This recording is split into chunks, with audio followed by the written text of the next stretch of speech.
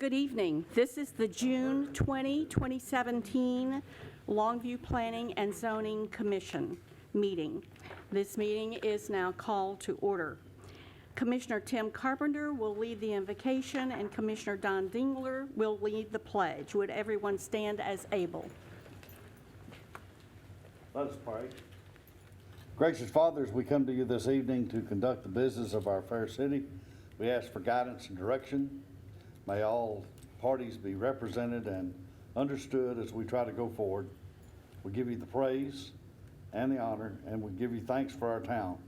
In Jesus' name we pray. Amen. Amen. Please join me in the Pledge of Allegiance. I pledge allegiance to the flag of the United States of America and to the republic for which it stands, one nation, under God, indivisible, with liberty and justice for all. Please be seated.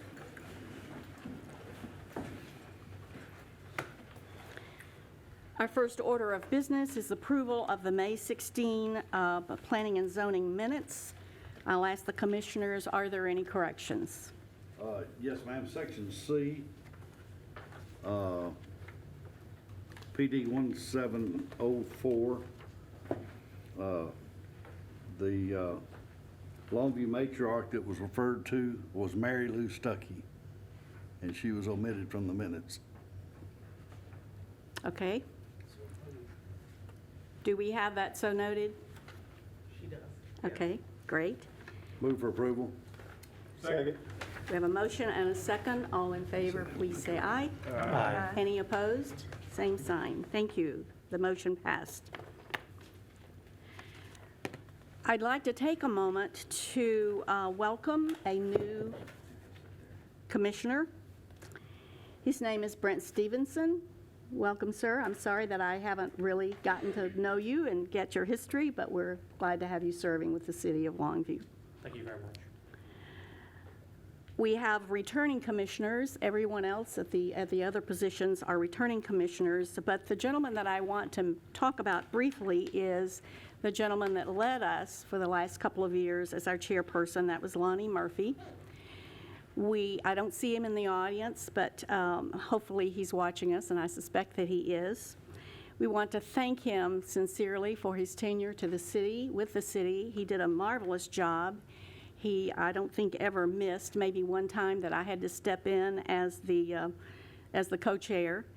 And he was very professional in handling our business for the city. So thank you, Lonnie, and we really appreciate your time and service.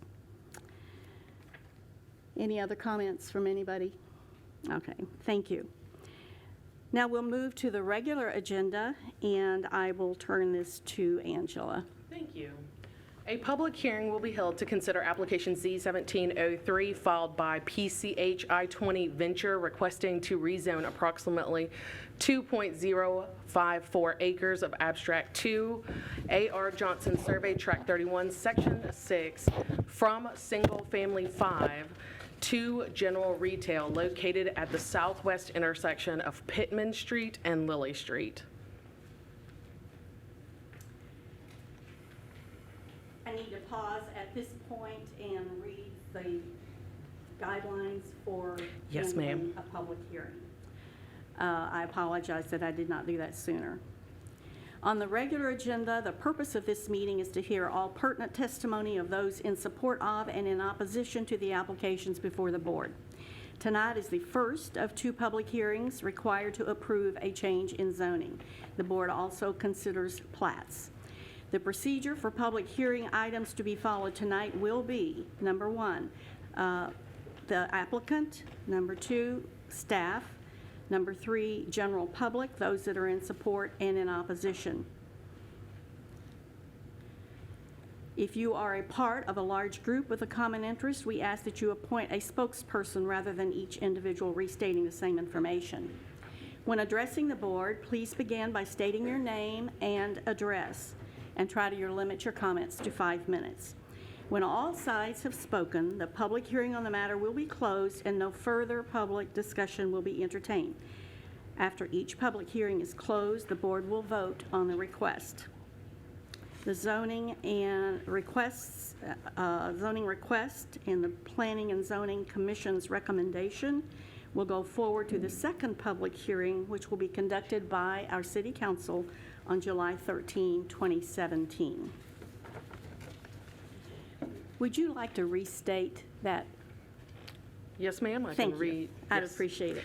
A public hearing will be held to consider application Z1703 filed by PCH I-20 Venture requesting to rezone approximately 2.054 acres of Abstract 2 of the A.R. Johnson Survey, Tract 31, Section 6, from Single Family 5 to general retail located at the southwest intersection of Pittman Street and Lily Street. Thank you, Angela. You're welcome. Is the applicant present?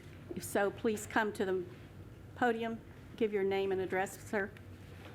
Welcome. Thank you. My name is Douglas Edwards. You said address? Yes, address. 1 Pegues Place, Longview, Texas. Thank you, Mr. Edwards. Tell us about your project, please. Well, it's basically, we're trying to, Angela's got the map up, trying to rezone that particular tract so that it matches the zoning of the rest of Lily Street. Our goal is to put a general retail, either it hadn't really been decided as far as long-term, but some kind of shopping and along with some either restaurants or something to clean that area up, honestly. It's been a horrible, we own the Whataburger right in front of it, and it's been, riddled with crime, woods, people run back in there. There was a car wash there with lots of bad stuff going on, and really eliminating all of that and making it useful again, because that particular area is so chopped up and so segregated that land is really not useful for anything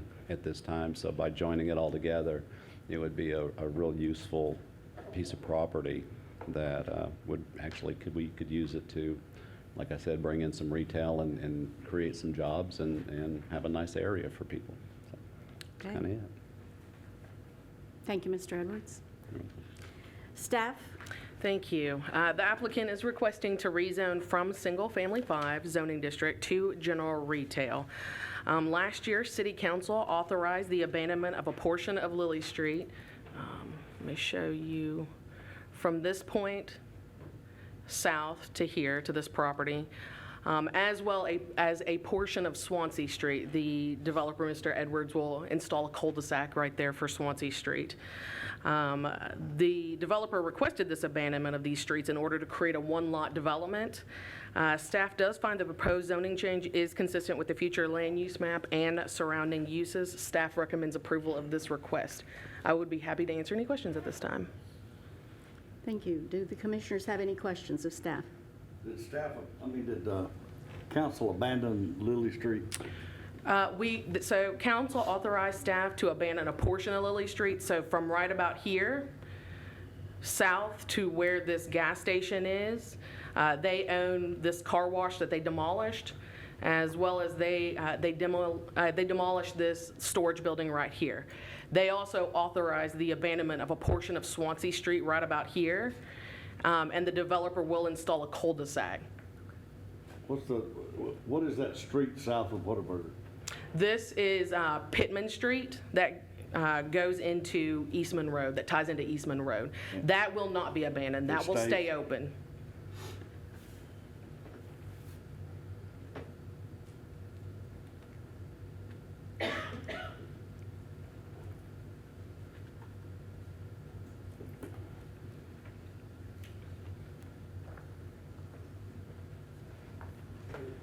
Any other questions? Thank you. Now for the general public. Is there anyone in the audience that would like to speak in support of this agenda item? None hearing. All right, would you come to the podium, please, sir?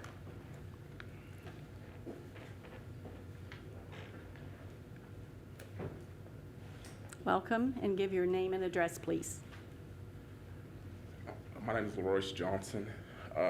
Just commenting on the whole idea of rezoning the area. I've been living in Longview since 2005. I'm pretty familiar with the area. the idea that he has, wanting to change it from, it's basically nothing there. And he has ideas to put something there and make it better. I'm just want to say that I'm all for it. It sounds like a great idea just because, like I said, the area, it encourages the transients to hang out in the area because there's nothing there. It's plenty of trees that they hang out in and camp in, excuse me. As far as the car wash, I know they've torn it down since then, but that was a trouble area where we had plenty of people hanging out there doing narcotic activity, things of that nature. So I just want to say I love the idea. That's it. All right. Thank you, Mr. Johnson. Thank you. Anyone else? All right. We'll move on to the general public in opposition. Is there anyone in the audience that is here in opposition of this agenda item? Seeing none, the public hearing is closed. Any questions, commissioners? All right, I'll call for a motion for, A second. we have a motion and a second to approve. Second. Thank you. Can I ask who made the motion? Nancy Murray. And you actually had 2 seconds on it. All right, motion made and seconded. All in favor, please say aye. Aye. Any opposed, same sign, please. The motion carries.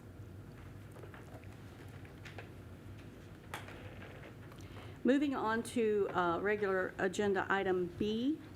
It's a public hearing on adopting the downtown small area plan as part of the comprehensive plan. At this point, I believe I turn this to staff. Yes, ma'am. Thank you, Ms. Parson. Before we go into the actual public hearing, what I would like to do is ask Cody Richardson with Friesen Nichols to come up. They have a presentation, and what they'll do is kind of give an overall presentation on both of the plans, and then we'll go through and kind of go through the public hearing process and answer any questions. But I would like to introduce Cody with Friesen Nichols. I've been the consultant on this project and like to turn it over to him. Thank you. Thank you, Michael. Chairperson, Commissioners, thank you for allowing us to present. Again, Cody Richardson with Friesen Nichols. With me, I also have Wendy Chabay with Friesen Nichols, Kim Dresner with Friesen Nichols, and Paris Rutherford with the Catalyst Group, who was a market subconsultant and a great team member on this project. As Michael mentioned, we are combining our presentation. We actually have 2 agenda items, one for the downtown area and one for the I-20 corridor study area. So we are combining our presentation here. I'm going to give you a quick overview of the process itself. Myself and Paris will talk to you about a report snapshot and some of our recommendations as a brief overview of those, and then Wendy and Kim will present some implementation strategies, and then of course love to take questions afterwards. As I mentioned, a great project. Very excited to bring this to you. We've been working on this since October of last year, so we're about 10 months of an 11-month process. It's been a great process. Very happy to be working with this. Both these plans were recommendations from the comprehensive plan that was recently adopted. So this is certainly a follow-up of the comprehensive plan, and excited to bring that here. Really the purpose of these plans was to take a more detailed look at portions of the city, of course identified in the comprehensive plan, based on a market assessment to develop a program that can begin to be implemented both in the private sector, supported by public projects. As you'll see, and Paris presents, we've identified what we call projects, and so there's about 12 projects for the downtown area that we feel are doable, high level, based on market assessment, and then 4 or 5 major projects in the I-20 area that we're certainly excited to bring to you, and then of course wrapping those up into the action items that I mentioned Wendy and Kim will look at. This is our study area for the downtown. It's about 460 acres. The north side there is Marshall. The southern portion is Cotton Street and South Street, Spur 63 on the left-hand side, and then basically Moberly to the right. The study area for the I-20 corridor follows Estes Parkway on the north-south, of course the interstate in the middle. The southern is Estes Drive, and then portions of Eastman Road up towards the Neiman Marcus Parkway. And this area was quite a bit larger, about 844 acres that we were looking at. So both very large study areas, and that's why we took this approach of trying to identify these catalyst projects moving forward. Community participation has been great on this. As I mentioned, it's been a 10-month process. City staff has been great to work with. LEEDCO and Peggy's team has been great to work with. Certainly a lot of coordination and data and research and previous plans. Both of the study areas were led by a council-appointed advisory committee. We've met with them 4 times. We had our 4th meeting with them earlier today. Certainly a lot of stakeholder discussions and interviews throughout this process. And there was one public meeting as part of this also, and an online comment board that the city helped lead. So a lot of thought and input has gone into this, and certainly use those recommendations within this. For both of the reports, we did pull these out into 2 separate reports. They're both made up of 4 chapters. The introduction chapter, which explains the process and purpose that I mentioned earlier and some of the input. Existing conditions chapter, which looks at a GIS assessment and looking at development opportunities. Also included a market and demographic trends analysis that Paris will touch on, and a program assessment to help identify those projects itself. The 3rd chapter is the land use and master plan, which is really heavy in the recommendations itself. So observations and land use in the area, and then certainly boards and recommendations that you see behind us. And then the final chapter, implementation, of course, is the action items moving forward from this. As I mentioned, we did a pretty detailed assessment, GIS assessment for both the study areas. We looked at everything from building footprints and circulation patterns to assess value for properties, and again, really tried to boil this down to where are the development opportunities for both of the study areas, and look at ways we can induce new development into that to help meet some of the goals that were identified early on in this process. And the last thing I want to talk about before I turn this over to Paris is while we have 2 reports, the areas are certainly linked together. There's opportunities that exist within both of these.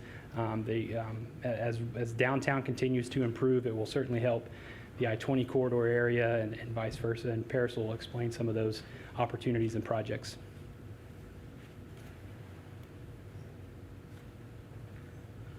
Hello, I'm Paris Rutherford with the Catalyst Group. As Cody mentioned, we were engaged to look at an assessment of the market opportunities related to real projects that could be implemented over a 10-year period in both study areas. That was our focus. So the first thing we did was we looked at what we call a trade area for both of the study areas. It's roughly nearly the city limits of Longview. It goes beyond that, and it's generally defined by about a 10-minute driving distance to each one of the study areas. And why that's important is we analyze the demographics and the forecasted trends and population growth within that trade area. We look at incomes, so forth and so on, and we derive a program, a potential program that can be used for those projects over that 10-year period through the demographic analysis. And the result of that is a consolidated program that you see here. And you can see that there's opportunity for retail and restaurant, for office, for residential, and a range of different housing types, both attached and detached housing for lease and for sale. And then we relied on a report that another consultant that the city has engaged previously for the hotel analysis of 150 keys. So armed with that program, we then started looking at both study areas to see how that program could be aligned and put to work into some projects, as Cody mentioned before. So the first area here is the downtown study area. And what you see on this map is basically some color zones that are overlaid on top of this aerial. And what we realized in the analysis that we went through, the physical analysis as well as the programmatic analysis, is that downtown already has a pretty strong identity, particularly along Tyler. And clearly around the courthouse, that's pretty imageable. But outside of that, it needs additional critical mass, in particular nighttime population of housing, various housing types. Longview has good residential stock, but it is lacking in some areas in terms of folks that want to have maybe more of an urban experience, have the opportunity to walk to restaurants, walk to work even. That jumped out at us. So what we looked at as having a lot of opportunity here was the zone that's between Courthouse Square and downtown up to the medical center.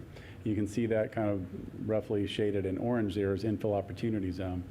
One of the things about the historic grid of downtown is the lot sizes are fairly small. And when you look at a typical or traditional development pattern, it typically requires a lot size that's bigger than what you have in the core blocks in downtown. So armed with that knowledge and understanding, we looked at the zone in orange as having the potential for normal footprints for development, particularly in housing, that would help make the connection between jobs and the rest of downtown. It's a simple concept. So as we then focused in on the real estate analysis of particular properties, and what you see here is a plan that shows building footprints that are laid into some of those blocks as new development opportunities, as well as shading in some of the existing buildings in downtown that we think have continued opportunity for investment, which has already been happening for restaurants and retail and small office and such. This doesn't mean that these are the only sites where this kind of program could go. This is just saying, in going through analysis, these sites hold promise and possibility as it relates to, for instance, the complexity of land assembly or the current assessed value of the property, so forth and so on. But these projects could go on other blocks as well. It's more of the idea as a starting point.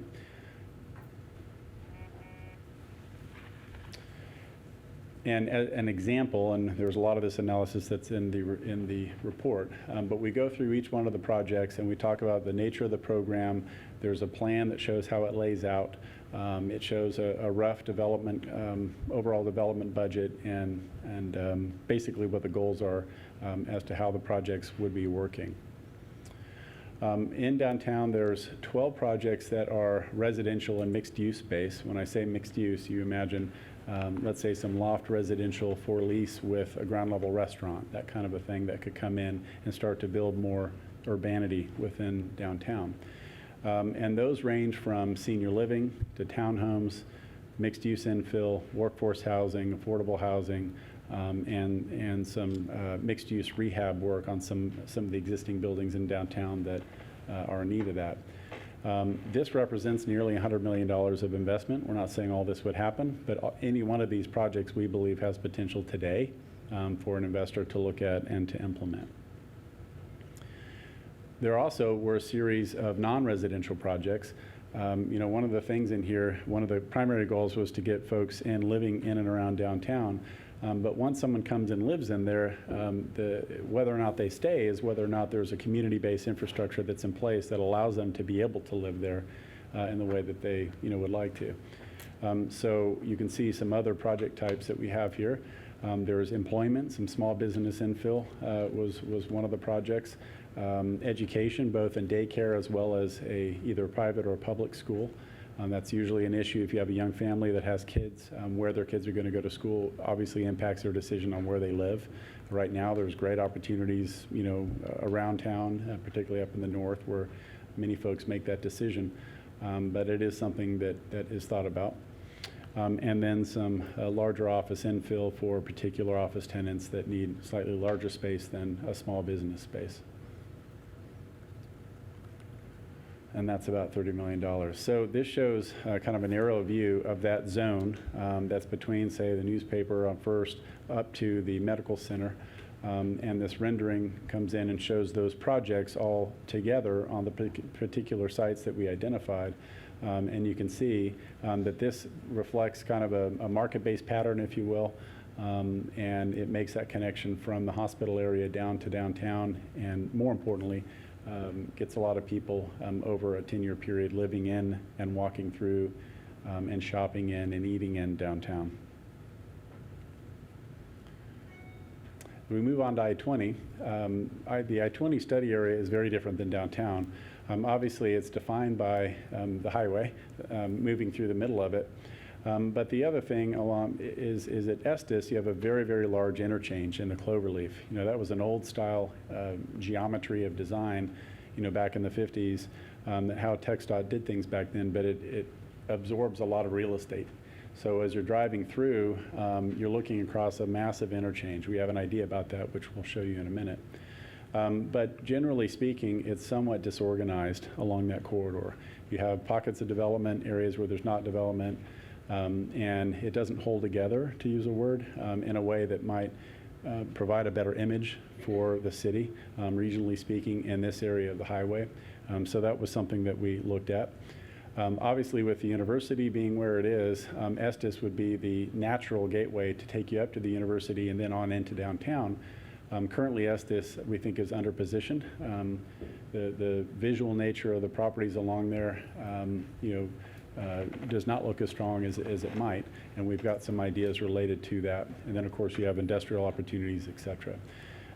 What we noticed in the market assessment was that as it relates to the trade area, there seemed to be more potential to the north than in the south, which led us to believe that if someone were going to locate a restaurant down on I-20, for instance, and it was a local restaurant, you would have people driving through a lot of the area of the city to get to that restaurant, and there'd be other options to stop at before they got down here. That makes it more difficult along the I-20 corridor to think through programming that's more locally based. So clearly it becomes a regionally based opportunity over time, which it has been for the last 50 years.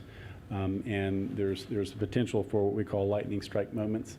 I know the city is looking at the potential of an amphitheater and things like that could go on. Those are great uses because they bring people from a long way away to this location and would be a game changer as an entry in this area of the city.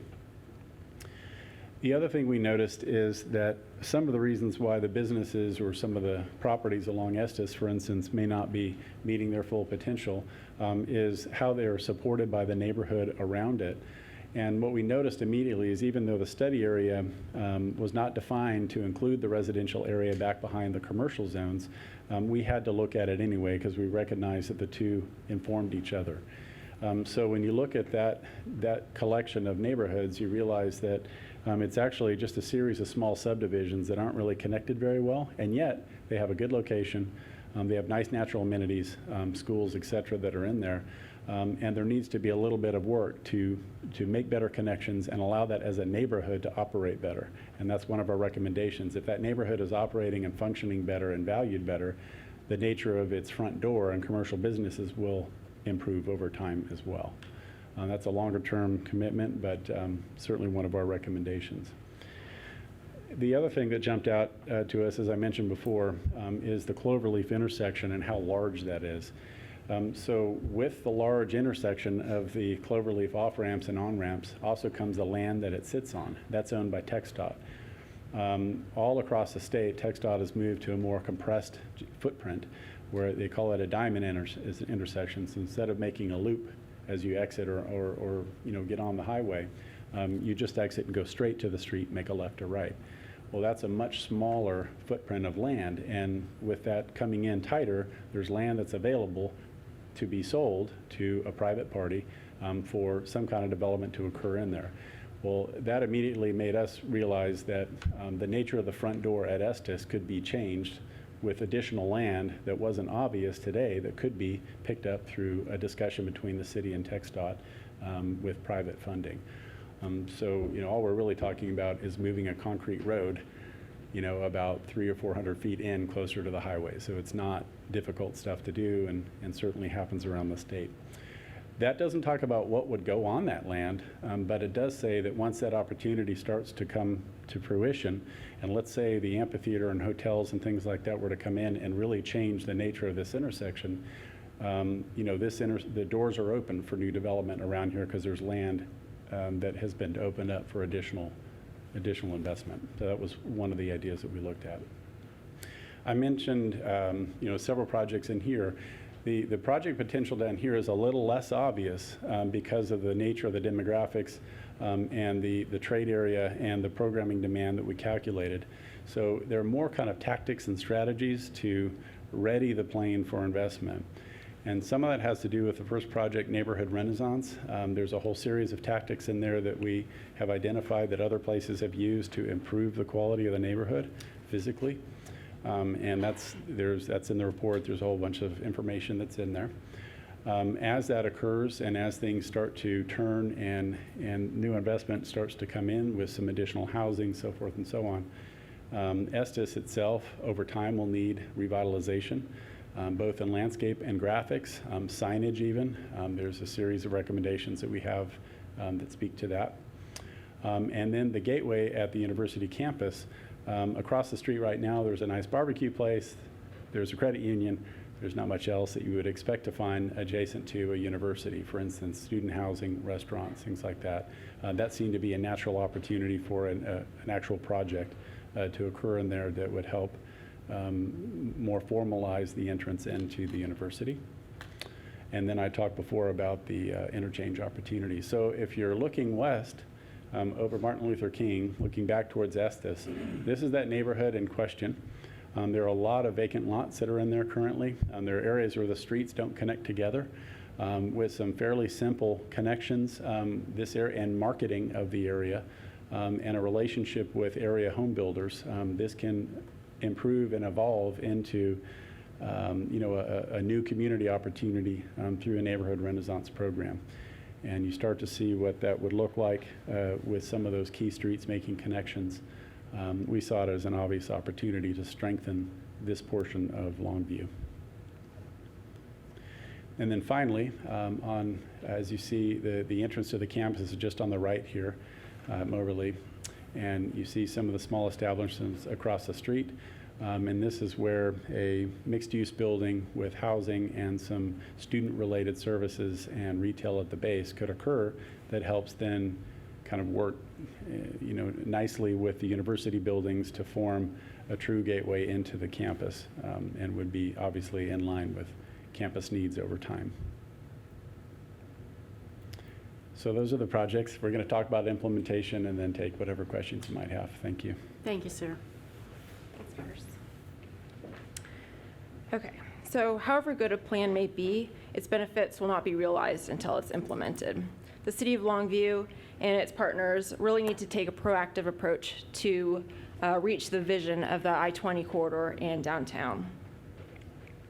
Many of our implementation strategies tie directly into the comprehensive plan, which was recently adopted. So this creates a seamless plan for Longview's future. To set the stage, we've broken the implementation chapter into four equally important categories: regulatory actions, economic and financing strategies, communication and marketing, and developments. Developments can be subdivided into two categories: private investment and capital improvements. As a high priority action, the city should update its current regulations and policy documents to incorporate the goals of the I-20 corridor and downtown. This will ensure the vision is properly regulated and establish expectations prior to investment. We are excited that the city has already taken the first step by updating the Unified Development Code. This ensures that the desired uses are going to be allowed in the study areas and unwanted uses will be discouraged. Additionally, this allows for the opportunity to create a mixed-use zone, which will allow mixed-use development to occur in downtown as well as live-work units. Some of the other regulatory action items include establishing a neighborhood preservation committee for the I-20 corridor, maintaining a straightforward development process, and developing a neighborhood pattern book. Financing and economics is really critical. How is a project going to happen without funding? So we've looked at various strategies to finance the projects. Some of these projects include creating a TIF district, offering incentives to developers such as reduced parking requirements in downtown, pursuing TxDOT funding for roadway aesthetics, coordinating and participating in funding the I-20 interchange improvements, and allocating funding for facade enhancements. As far as communication and marketing is concerned, the city, the Chamber of Commerce, LeadCo, LeTourneau University, and other stakeholders are going to play a critical role in marketing the various projects to developers and to interested parties. So we've created 9 action items for downtown and 6 for I-20 to help these various entities create a marketing and communications plan to encourage development to come to Longview. Some of these items include promoting incentive strategies and marketing materials, marketing to developers who do this type of work, recruiting specific uses such as the school, restaurants, coffee shops, and entertainment venues, assisting with relocating existing businesses, and maintaining a database of properties, vacant business buildings, and businesses. And from there, I'm going to hand the next section over to Wendy. Thanks. The very last component of this is number 4, which is the developments. That's the one thing that we all want to see, but as Kim mentioned, 1, 2, and 3 are critically important. The regulations that Michael and Angela are working on and will work on, the economic and financing, the marketing is critically important to this, because we can do all this great stuff, but if you guys don't take it forward, if the city doesn't go and attract those developers and bringing them forward, then they may not be realized. So that's a really important component. And then number 4, of course, is the one thing that we all want to see, and that is the actual development. And as Kim mentioned, those are broken down into 2 components in your report. And in the back of the plan, it's got all those specific action items, but they're in 2 buckets, if you will. One is the private investment, which is what we all want to see, is the private dollars that come forward. And then some of those are the public improvements that need to happen. For example, the streets and the neighborhoods and some of those things are going to be, obviously borne by the city in terms of projects to make some of those happen. But those 2 really work in concert with one another. And we've been really careful throughout this plan, and again, there's a lot of analysis that's gone into this, to look at the real opportunities, and it's not to say that one project that we have shown on one particular site has to happen exactly like that. It could move, it could change, there could be some game changer project that changes that, but the idea is that it is market-based and that it works in concert, that we're not just trying to show a pretty picture that can't actually get done. So there's a couple of different roles in this. Number 1, the city of Longview will have a role in this. To help induce those catalytic development projects, and to leverage the assets that it has, the land that it has, to be able to look forward for the implementation. There's also a development role in your entities, such as LeadCo, the Chamber, some of your major stakeholders like Laterno, and one of the projects that we've shown. All of those also have a key role in the development, and then certainly the private development. We've met with developers throughout the project. We had a stakeholder meeting. I think the city has been talking about even doing a developer tour to bring in folks from outside the area to attract that interest and to take some of these ideas forward. Just in summary, a few of the key downtown developments, just some of the kind of low-hanging fruit or key projects. Looking at some of the priority projects and the budgets for those, continuing the great intersection enhancements. You all have done a great job in downtown already and some of your streetscape improvements, so continuing that forward. Looking at monumentation and gateway signage, and just to make downtown more obvious. It's really a great jewel that you have here, and to make that more obvious, and then working with developers on the housing, including mixed-use buildings. If there was one thing that I would tell you that downtown is really missing, it's the housing, because we want that 24-hour nightlife. That helps support your restaurants and all the other things that we want to have. So there's a lot of different types of projects that are shown in the report, but housing is one of the really key components that we really believe in downtowns across the country. That's really that key ingredient to be able to do that. And then on the I-20 corridor, the road enhancements for some of the new neighborhoods, again, that was a key thing in this, is even though we were looking at the corridor, how can we strengthen this neighborhood that is surrounding it that helps make some of those other things work? Streetscape projects, along Estes Parkway, Eastman, Mobberly, and again, connecting the tissue of some of those neighborhoods, landscape improvements, working with Laterno on a possible project that could potentially go across the street, and then interstate justification report. On the intersection that we talked about and the improvements and perhaps reclaiming some of that excess land, this is just one of the things that would need to happen in order to take that forward to TxDOT. So that may be, again, one of the simple items that you could do to move that forward. In closing, I really just want to thank you. I want to thank your staff, your planning staff, and they've been awesome to work with. I want to thank all the committee. We've had a lot of folks that have served on this committee that have met with us very regularly throughout the project. They make working in Longview fun because they're always, it helps us to get a real flavor of what is important to you. So we certainly appreciate them. We are tonight asking for your approval of both items B and C, for the approval of I-20 and downtown plan. And then our plan is, if you approve, would be to take this forward to council on July 13th, right?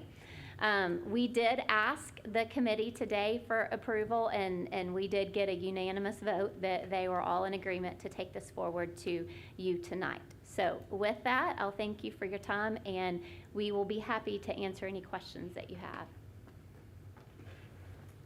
Do the commissioners have any questions for Wendy at this point? Wendy, what was talked about with the parking downtown? It seems like that keeps coming up all the time as far as downtown parking availability. We looked at that. We did. Oh, folks behind me. We did not do a super detailed, specific parking study, but we've looked at that within each of the project sites, especially everything that we proposed to be able to look at what the parking is. And I know you got that question earlier too. Yeah, so all the projects that we showed up there park themselves. Now, part of that parking for, let's say, a mixed-use component where there might be a restaurant or some convenience retail at the base, that parks on the street. And the residential aspect parks in the block itself. That's why some of the blocks we chose were a little further east and north, because the blocks are larger. When you get into the core of the historic downtown, the blocks are from a long time ago. They're very small. Right. So that's why you have situations where we've got certain blocks that are currently appear to be kind of locked into parking because they're servicing an office building down the way. And really the only way to get through that is to build parking garages and free up land. That's very expensive. And we're looking at something that's eminently doable over the next 10 years. To build a bunch of parking garages probably isn't. It's too expensive, and the city, has limited resources. So we didn't look into that. I will say that as things continue to advance and there is a, more of a nighttime population that's built into downtown, restaurants come with that, office usually follows that. When that starts to occur, you'll be in kind of phase 2, and that's when you have to take parking on, and because at that point there'll be fewer sites that can be developed, and then you're looking at parking garages. That will be a luxurious problem to have at that point. But even though it may seem like there's a parking problem on Tyler, for instance, and there is, when we've gone to lunch down there, you have to, park around the corner. But if you were to scale that walkout, it's just different. If you went to the mall and you parked in the parking lot and then you walked into where you're going to go in the mall, you're walking a longer distance than you are to go to the restaurant on Tyler Street when you park around the corner. It looks different and it feels like you're traversing things that you're not used to. That's the beauty of downtown. That's why downtown is cool. That's why it's different. It's what makes you different than your surrounding regional competitors as cities. So we don't see that as a negative thing. And frankly, the fact that there are a lot of cars that are on, say, that street in particular, it shows that it's successful, and it puts that thought in people's minds that this is a successful place. That's not necessarily a bad thing. So I don't see there being a parking problem like I've seen in other places. But yes, you do have to walk and traverse a couple blocks it seems like you're having to walk a ways until you just take a step back and think about what you typically do. Thank you. Any other questions? Michael, how much did this was before some of our times, but how much did the studies cost and who paid for them? The studies themselves, total, that's been 12 months ago. It was a partnership. LeadCo did participate in the funding of that and has been a great partner in that, along with, as mentioned, the UDC as well. I'm trying to remember. I think it was, wasn't it 200? Yes, I think so. I think 200 was the total for both study areas. right around there. And so Ledco paid for part and the city paid for part? Yes, sir.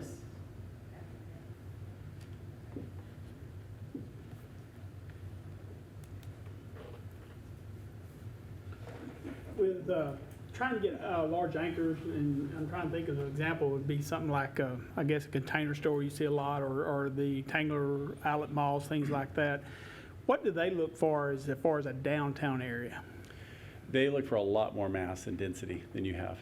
They typically won't go into a setting like this unless there's 50, 80,000 people right in there.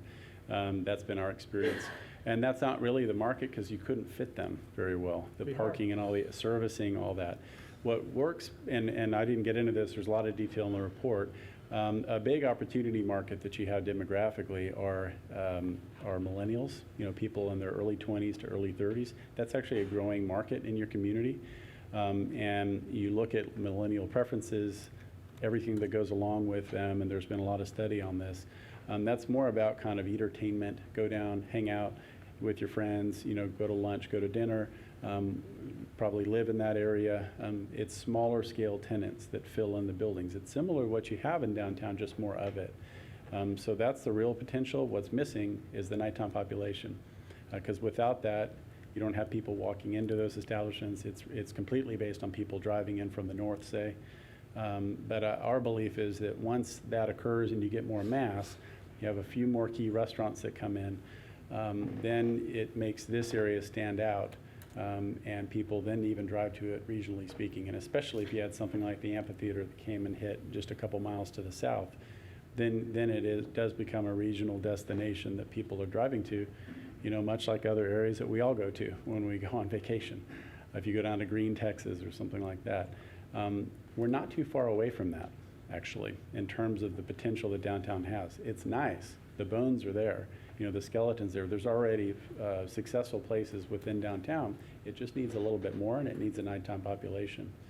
Having worked on a lot of places around that have thankfully been successful, the power of just a few restaurants is undeniable. You get 3 restaurants in downtown that have a good concept. It's something you can't get elsewhere in downtown or even in this area of the state.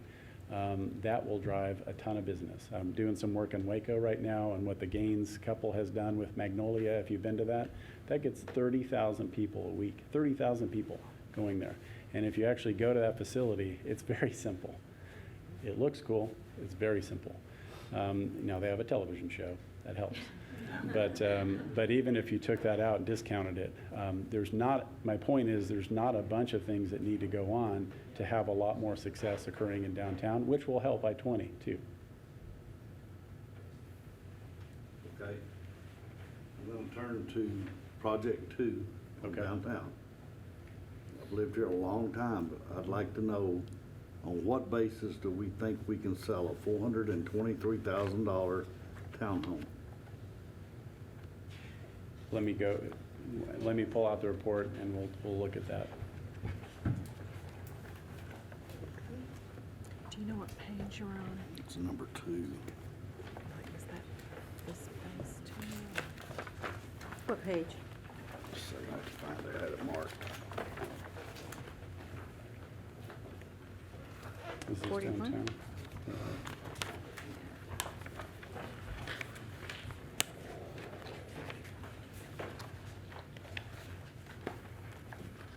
It's page number 54.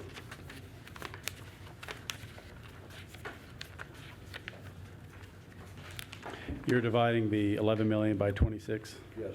Okay. So the $11 million includes infrastructure improvements and other things that would need to happen to ready those sites for development. That 11 million is a rough figure, but if you look at, realistically, a townhome in here would be selling for probably, I'd need to look again at the math, but somewhere in the 200,000 range, something like that, realistically, to cover the cost of new construction. But this does give you a scale of what would be required to ready some of these blocks for development because there's, antiquated storm and other things that are out there. That's great. That's a lead into my next question. Yes, sir. I've read these both cover to cover, and you Okay. did an excellent job. Thank you. I'm not that. I'm going to tell you that my biggest fear of everything we're seeing is the infrastructure in this city. We could no longer handle this without having very, very large issues. Water pressure, sewer, you name it. And so that's one of the reasons that I've kind of been trying to understand the issues we have now versus adding this much footage, if you will, this many more heads on beds in these areas. Can the city keep up? Can the city keep up with the infrastructure cost? The answer is no. Well, one thing I would say is the first thing is to start to build demand. Obviously, the city's not just in the business of providing infrastructure, it's in the business also of marketing and building tax base. So what I have certainly been involved in situations where you start to max out the capacity of the infrastructure.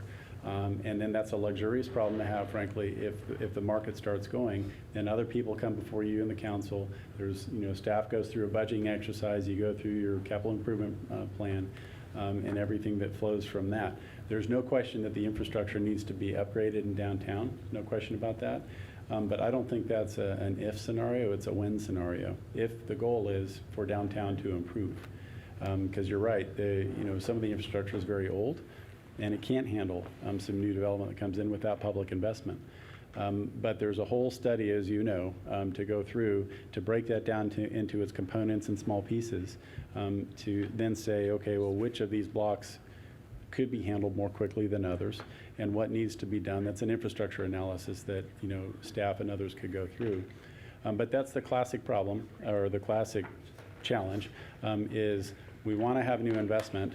We have infrastructure that has been delayed out for a long time, and there's a disconnect in there, and that's a normal issue to work through in an older urban area, and is definitely something that we'd recommend you do in terms of looking at what are the primary infrastructure challenges that are in front of you and how to fix them as inexpensively as possible. We've had the two instances in the last year downtown where we've had issues getting enough pressure to run fire protection. And then they've come back to the developers or the owners and said, hey, it's on you. Yeah, you got to have fire pump and Right. everything comes with it. It just adds cost to development in here. You're correct. There's not a simple answer to that. I mean, the first thing, in my opinion, is the first step in the answer is build momentum in public awareness and desire for something to happen in downtown. That's fundamental. That's what this effort is starting, hopefully, and continuing, because you already have it. And then once that demand is built, then a developer will come in, as you say, they'll test the pressures, they'll see they have an issue with fire pressure, they'll come to the city and say, hey, this is forcing, multiple fire pumps in here, that's gonna cost me $50,000 a pop. And then there's a conversation that goes on with the city, and the city says, well, we'll either cover that or we won't. Or, okay, we're not ready for this right now, we're gonna put this on our long-term capital investment program, and we know that we're gonna have to put a water line in to serve that, the drill. But at least the conversation's going on. Right.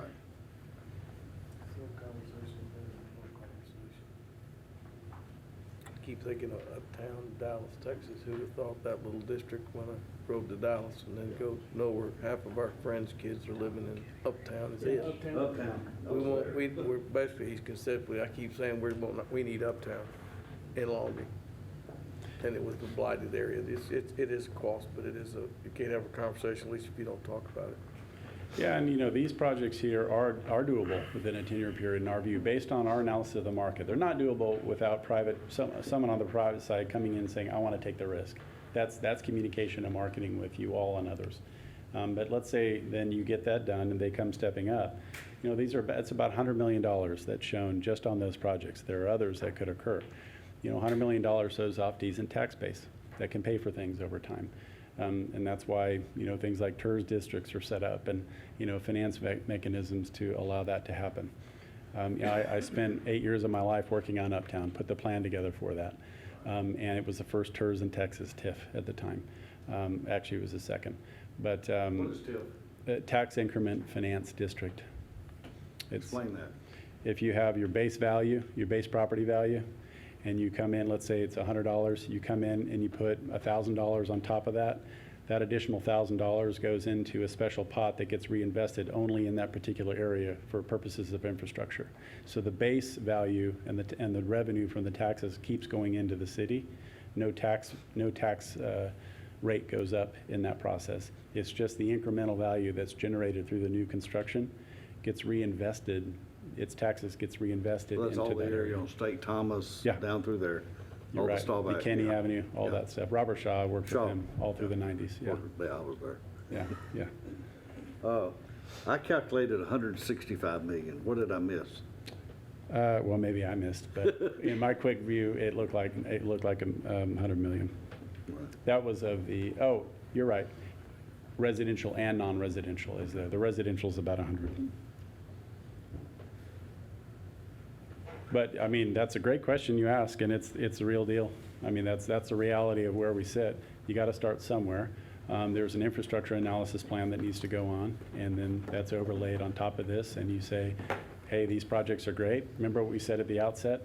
The particular sites don't have to be the sites that they are. It's the concepts that are here in terms of the type of program. Those could happen in other locations, and if we realize that one area has, terrible sewer, then it won't happen there until someone is able to pay for the upgrade to that sewer. It won't happen. It may happen somewhere else in downtown where the sewer was upgraded. That's a normal development process to go through the underwriting associated with each one of the sites. And I guess this is a Michael question. Do we have that data to support what's we have in downtown now versus? Yeah, and as part of the downtown improvements that have been going on since 2000, that is a major part of that. It's not just rebuilding the streets, it's actually Getting these redoing stuff the under. water, sewer, all that infrastructure is a component of that. And so as you've seen, and many of you may not know, we had a downtown plan that was done previously that was the basis for the downtown street improvements. So this is not the first step. This is just another iteration of keeping that momentum moving. And as successful as we've been with those downtown improvements, with Tyler Street going in and seeing all the benefits, now that we have programming on where to go outside of that core, now we can start focusing CIP and other funding sources in identifying where those needs are. Like Paris said, whether it's on this block or another block, the market's going to determine and demand that. But then we'll just have to evaluate what the gaps are and how we fill those gaps, whether it's through creative financing, TIF districts, or whether it's a developer participation 380 agreement, or whether the market allows the development to absorb that. Well, and one of the other points I liked, and it's a great point because it's all over the city, and that's tying the streets back together. You got a lot of streets where you just Connectivity is right, key. and that's not real expensive, but I mean that's still something that is a cost that's got to be thought through. Sure. Much as the discussion on curb and gutter versus bar ditch, which is what we have in a lot of those areas on that map. And I think that's what we're seeing is investments that the city's making, there's a huge return on it. Yeah, Well, without the city being in the burden, that's the issue. sure. Because the city can't take the burden. No, and I think this is going to be key. It is going to be a public-private partnership to make it successful. That, and that's why a lot of the programming is geared towards that private investment. But as you brought up good points, there's also going to be a public investment that's needed too. But it's hard to program that until we know what that roadmap is, what the development potential, so that we can go and market it, sell it, then figure out if and what the gaps are, and then how to fill them. And oftentimes, you'll look at, what's the return ratio that you're looking on your public dollar, and, we usually look at things around 10 to 1. I don't know what you all look at. But if there's $160 million of value that comes in, if you take 10% of that or less, that's a decent return on value in terms of, or on investment in terms of the value that's being generated. But with that said, that's a lot of money. So that comes down to your normal, thought process in terms of how to spend public dollars and where and when. But again, you got to start somewhere. And I think the positive news here is that you've got a real opportunity in downtown to be better leveraged as a place. You have a market demand that can be shown to outside investors that says we have a market that will work in here. And now, private marketplace, get creative, work with us as our partner and figure out where to go. here's some spots. You don't like those, that's fine. Show us another spot that you do like. And then the city will look at the infrastructure, and you'll arrive at a first couple catalytic projects, and then you're off to the races. Some of that product could be tax credit work, could it not? It probably likely would be some of it, yeah. Yeah, I mean, one of the things that we notice in the demographics is the lower segment of the income spectrum is growing here. It has been over the last 10 years. And some of that is because the age, folks that were older that had money, are in a better place. So, that some of that's going on. But at the same time, you have younger folks that are here too, and that's a growing segment. So if you look at a millennial that is, let's say, burdened with student loans, a lot of people write and say, oh, they're not buying houses because they don't want to live in a house. That's not true. There's been a lot of reports that have debunked that myth. They just don't have the economic ability for a 20% down payment on a loan. So that's why, for instance, in the southern neighborhood concept, that neighborhood renaissance, that becomes very interesting because it's highly affordable there. The neighborhood's not working so well in terms of it being connected and the infrastructure down there, but it has a lot of nice characteristics and it's affordable. So if you look at a lot that you can get in at a very low basis, and then you can offer that house at a very affordable basis, that starts to improve that zone and make it hold together better, which then helps the commercial businesses nearby. It helps the university. Domino effect goes in. There's been a lot of thought about the strategy for that, but you got to look at where your market's at and then strategically position yourself to be able to appeal to that market. And over time, right some of the trends that are concerning.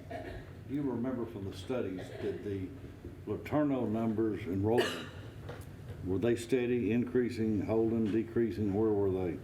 I think it's fairly steady. Yeah, it's fairly steady, and it's not a large population. We've had great conversations with them in the stakeholder groups.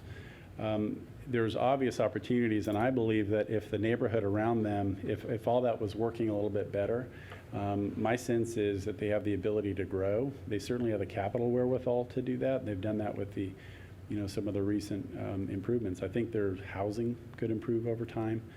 So there's more potential that's probably untapped right now.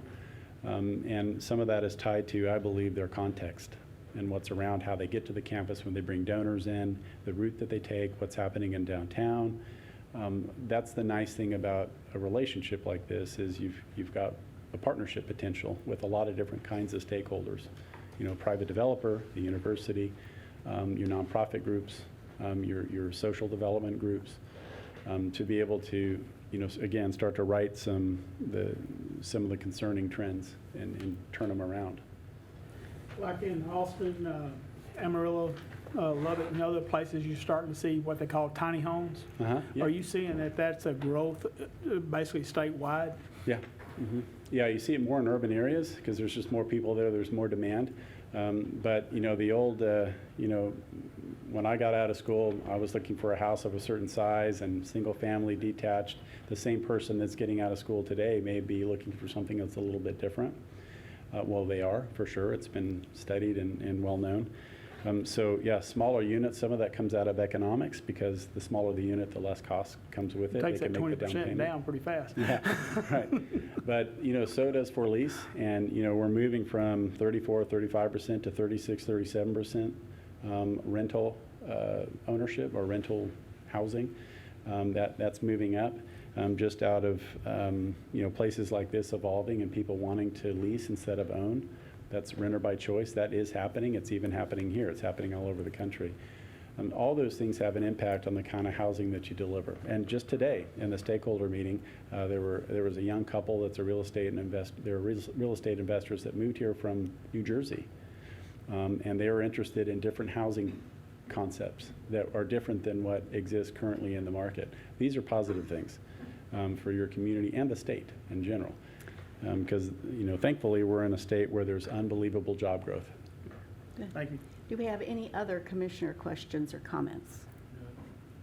All right. Wonderful job. Thank you for an excellent presentation. We thank you very much.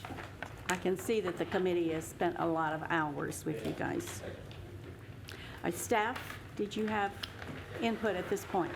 No, and I just want to Your comments about the committee, just want to thank the time and effort that the committee spent. We have several of the committee members here tonight, other members of the community that took an active role. Also want to thank LeadCo. Peggy's here. They were an active participant in this, both from the process, but also from the financial part. They did participate in paying for half of the project, and so that was very nice of them, and we thank them. Certainly. But no, I just, if you have any questions for us, this is really, this is not the end of this project. It's really just the beginning. Now, staff has a roadmap that we can take, and if council chooses to adopt it, not just listen to the, the good things that are in it and say that's a great plan, but they actually adopt it by ordinance as part of the comprehensive plan, that allows staff to use this when we're recommending policy changes or recommending projects or working with developers to put incentive packages together. That's the teeth that we have and the direction from council to move forward on this and not have to go kind of project by project. But it kind of gives us a roadmap, marching orders, if you will, to move forward on the projects. Okay, thank you, Michael. This is a public hearing, so if staff has finished with their comments, we'll go to the public hearing for those that are in the audience that are in support of this agenda item. Sir, would you come forward?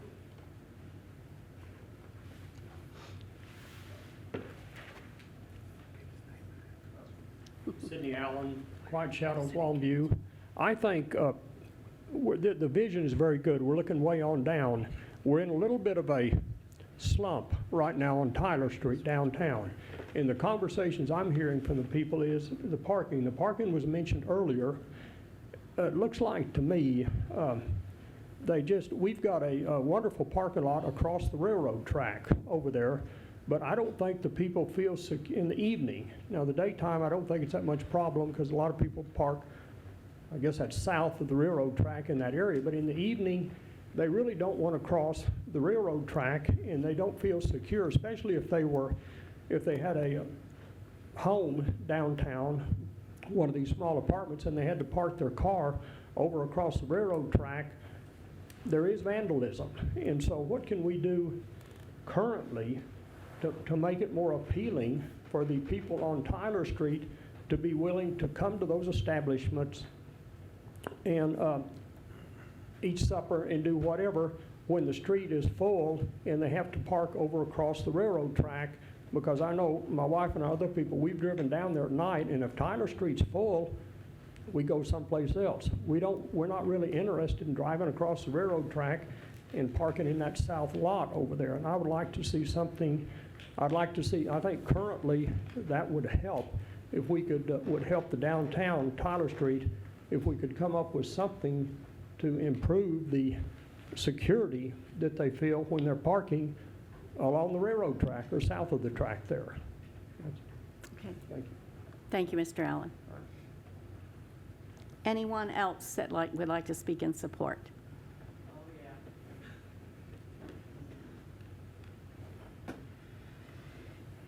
Good evening, Karen Maines. I live on Wainwright Court here in Longview, Texas, and most of y'all know me. And years ago, even before I sat up there on this commission and served my time, there were the first baby steps in this direction of looking at developing the downtown and Longview in general, looking at smart growth practices. And those baby steps were made, and we finally got the city on board, the city council. We started seeing a growth movement in this area, so I am thrilled that we're at this point today where you're actually considering voting for and supporting these next steps in moving forward with Longview. I've had the opportunity over the past several years to go with the Chamber of Commerce to several other cities across the United States, and we looked at cities that were just a slight few years ahead of us. They were where we are now just a few years ago, and they had these same questions. They had these same growth pains, if you would. And so we looked at their practices, and we came back, a couple of dozen of us each trip came back with those ideas.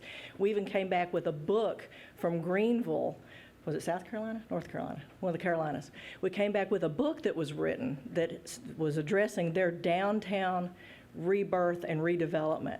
We looked at the same thing in Fort Collins, Colorado, when they started out with 4 restaurants in the late 70s, and now they've got a 4-by-5 block downtown that runs a morning influx of workers, an early evening influx of diners, and then an evening influx of evening goers, nightclubs, breweries, and things of that nature.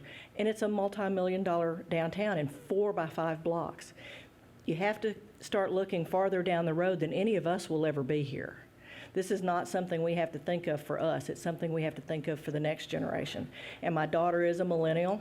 Right now, she lives in Louisville, Kentucky. She's 26 years old. She just, with her boyfriend, bought their first house. It's 1,050 square feet. They paid $86 a square foot. It is what that age group is buying. And it's in a neighborhood of 1940 houses, the 40s, that have been completely gutted and remodeled and are being marketed to this generation. It's got a tiny backyard with a fire pit and just enough room to sit around and visit. And they do have established neighbors that are my age. You know, there's a grandmother next door with her mom that's in her 80s. But they are welcoming these millennials into their neighborhood. This South Side neighborhood off of Marbley near the college is exactly what that neighborhood is off the south side of Louisville, exactly the same thing. And it's being bought by developers, being redeveloped. Other cities are doing this. We don't have to reinvent the wheel. We just have to have the courage here and the political courage and the vision far enough down the road beyond our lifespans to do it. So I fully support this. I'm shaking. I'm so excited that we're to this point because of all the hard work that's been done by myself, by you, by others. Move Longview forward, and please vote to support both of these items tonight. Thanks. Thank you, Karen. Any others in support of? Yes, sir. Come to the microphone, please. Give your name and address. Welcome. Everybody. Michael Johnson. I live on Hoyt here in Longview. Me and my wife just bought a house last year, January of last year. And this conversation is something that I've had with multiple people my age. I'm 28 years old. I guess so I'm speaking for the millennials. But it is something that we're very, very intrigued by because there is something that's lacking here that appeals to our generation. And I think that it is an opportunity to start to create more, I guess you would say, pride in Longview for people my age because we start looking elsewhere to spend our money, especially somebody like me and my wife who are looking to have some place to go away from our 1-year-old son for a little while. And it's kind of hard to find that right now. So downtown is a place where I grew up. We would go down and be able to walk. You know, we were picking pecans back then, but downtown is a place that I guess has a special place in my heart. So we would definitely like to see it developed again. So thank you. Thank you, Mr. Johnson. Anyone else? Yes, sir. Please come to the microphone. Give your name and address, sir. Hi, good evening. My name is Rudy Chiappetta. We're down on 401 South High Street. We own a commercial building that's brought us to a lot of excitement hearing the news, especially about the amphitheater, especially about the developments that are going on downtown. Two things that I'd like to bring up, or perhaps even more. I didn't have anything planned, but now that I'm seeing a greater picture here, I think it's something worthwhile saying. We want to develop these areas. Personally, I can tell you from first experience that you end up buying a building and then you can't borrow enough money because there's more money than what the buildings are worth in order to put into these buildings that are already established. Banks are not going to give you the money, even if you've got great credit, even if you have equity. There are no incentives. There are no entitlements. There are no tax abatements. You try to develop a building, and then what ends up happening is, and I'm talking about the buildings that are down on Mopperly, down on Estes, and we're trying to do something there, okay? The investment outweighs the value of the property. So you have to have a different way to reinvent this in order to make these investments happen. And as soon as you start developing your property, your real estate taxes go up, and your tenants that you have in these buildings can't afford to pay. And you're burning the candle at both ends, one. Two, the one thing that we're really, really forgetting about, we're talking about millennials and all, but we have an immense Hispanic community that lives in the areas that we're talking about. Nowhere in these projects are we even considering something that would develop these communities also a little bit further, these neighborhoods a little bit further, with businesses, with schools, with churches perhaps. And there's a lot of money in the Hispanic community that could actually come together and put some of these things forward. So I encourage the committee to go ahead with this project. I totally agree with what Karen just said previously. I'm 50 years old. In 20 years, this project may be halfway done, or maybe half to its potential. And it's not going to happen in our lifetimes, but it would really, really, really be nice to see High Street, Moberly, Estes, where they're all coming down. Who owns these properties? What incentive do the landlords have in order to develop the rest of these properties? So it's more than just putting together the infrastructure and all that. Let's get the property owners together and let's figure out something on how to really make something happen. Thank you. Thank you, Mr. Capetta. Anyone else speaking in favor of? Right. That portion is closed. Now we will ask for those that are in opposition to please come to the podium. If anyone is in opposition, please come to the podium at this time. Hearing none, I will ask that if we have additional questions from the commissioners, more clarification. I've got a comment. Yes, sir. Mr. Allen brought up the security for downtown area. Technology is going so fast now that there's going to be ways to provide security in those areas that it doesn't necessarily mean there's going to be a police patrolman down there or in any other area, but I think technology will address some of that over the next few years. So I agree with him, but I think that this is a great plan. Thank you. Anyone else? With that said, our public hearing is now closed, and the chair will entertain a motion. I'll make a motion that we approve as is. We have a motion and a second. We do need to take action twice on each of the plans Okay, separately, since thank they you. are separate acts. We'll go with agenda item B first, which is the downtown small area plan. So I move we approve. we have Mr. Vincent and Mr. Schooley, second. All in favor, please say aye. Any opposed, same sign. The motion carries. Now we'll call for a motion for the I-20 corridor small area plan. May I have a motion, please? Move to approve. Ms. Murray, I second. we have 2 seconds. I guess Mr. Dinger had that second. Any additional? All right, all in favor, please say aye. Aye. Aye. Any opposed, same sign. And that motion carries. Congratulations.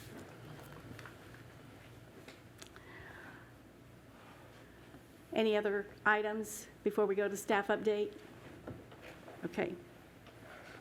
Staff update, sir. All items presented to City Council were approved. Excellent, thank you. Are there any additional citizen comments to be made? If so, this is the time. All right. Successful meeting. So glad to have you in attendance. This meeting is adjourned.